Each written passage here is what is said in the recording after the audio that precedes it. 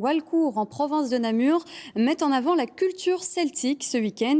Là, tout de suite, vous pensez sûrement aux vastes plaines irlandaises, aux cornemuses, au kilt écossais ou encore à la musique bretonne. Mais saviez-vous que les Celtes ont aussi laissé leur héritage dans le nord de l'Espagne, dans les Asturies? C'est le thème de ces Celtic Days cette année. Reportage sur place de Daniel Van Stiepen, Thierry Bordeaux et Simon Brem.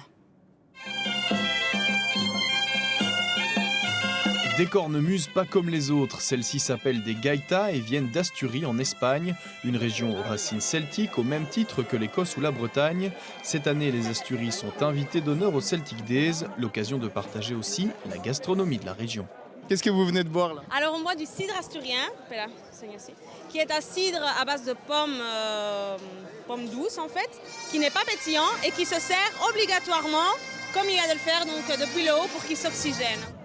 La culture celtique et le beau temps ont amené un vaste public. Pas moins de 8000 personnes devraient assister au Celtic Days, l'occasion de partager une passion pour cette culture aussi vaste que riche.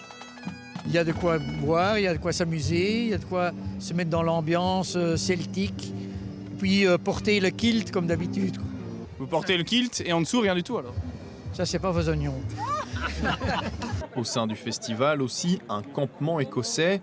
Au programme ici, du tir à l'arc, des broderies traditionnelles et une forge à soufflet, mais aussi le partage d'une philosophie à part entière.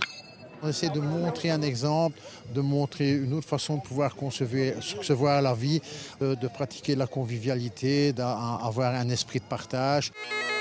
Spontanément, le capitaine de compagnie joue un air de cornemuse. Ici, impossible de se balader sans entendre des notes de musique.